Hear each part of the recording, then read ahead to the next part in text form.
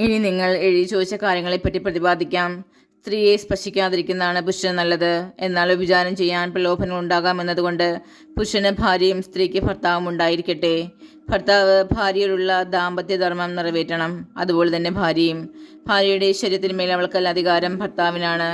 അതുപോലെ തന്നെ ഭർത്താവിൻ്റെ ശരീരത്തിന്മേൽ അവനല്ല, ഭാര്യയ്ക്കാണ് അധികാരം. പ്രാർത്ഥനാ ജീവിതത്തിനായി ഇരുവരും തീരുമാനിക്കുന്ന കുറേ കാലത്തേക്കല്ലാതെ പരസ്പരം നൽകേണ്ട അവകാശങ്ങൾ നിഷേധിക്കരുത്. അതിനുശേഷം ഒന്നിച്ചു ചേരുകയും വേണം. അല്ലാത്ത പക്ഷം നിങ്ങളുടെ സമയനക്കുറവ് നിമിത്തം പിശാച് നിങ്ങളെ പ്രലോഭിപ്പിക്കും. ഇതൊരു ആനുകൂല്യമായിട്ടാണ് ഞാൻ പറയുന്നത്, കൽപ്പനയായിട്ടല്ല. എല്ലാവരും എന്നെപ്പോലെ ആയിരുന്നെങ്കിൽ എന്ന് ഞാൻ ആശിക്കുന്നു. എന്നാൽ ദൈവത്തിൽ നിന്ന് ഓരോരുത്തർക്കും പ്രത്യേക ദാനങ്ങളാണല്ലോ ലഭിക്കുന്നത്.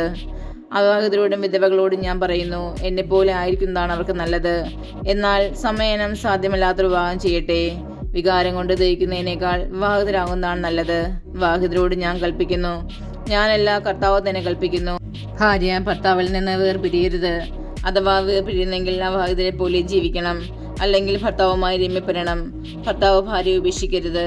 ശേഷമുള്ളവരോട് കർത്താവല്ല ഞാൻ തന്നെ പറയുന്നു, ഏതെങ്കിലും സഹോദരന് അവിശ്വസനീയായ ഭാര്യ ഉണ്ടായിരിക്കുകയും അവൾ അവനോടൊത്ത് ജീവിക്കാൻ സമ്മതിക്കുകയും ചെയ്താൽ അവൻ അവളെ ഉപേക്ഷിക്കരുത്. ഏതെങ്കിലും സ്ത്രീക്ക് അവിശ്വസനീയായ ഭർത്താവ് ഉണ്ടായിരിക്കുകയും അവൻ അവളോടൊത്ത് ജീവിക്കാൻ സമ്മതിക്കുകയും ചെയ്താൽ അവൾ അവനെ ഉപേക്ഷിക്കരുത്. എന്തെന്നാൽ അവിശ്വസനീയായ ഭർത്താവ് ഭാര്യ മുഖേനയും അവിശ്വസനീയായ ഭാര്യ ഭർത്താവ് മുഖേനയും വിശദീകരിക്കപ്പെടുന്നു. അല്ലെങ്കിൽ നിങ്ങളുടെ മക്കൾ അശുദ്ധരാകുമായിരുന്നു. എന്നാൽ ഈ സ്ഥിതിയിൽ അവർ വിശുദ്ധരത്രേ. അവിശ്വസനീയായ ജീവിത പങ്കാളി വേർപിരിഞ്ഞു പോകാൻ ആഗ്രഹിക്കുന്നുവെങ്കിൽ അപ്രകാരം ചെയ്തു കൊള്ളട്ടെ. അത്തരം സന്ദർഭങ്ങളിൽ ആ സഹോദരൻ്റെയോ സഹോദരിയുടെയോ ബഹബന്ധം നിലനിൽക്കുന്നില്ല.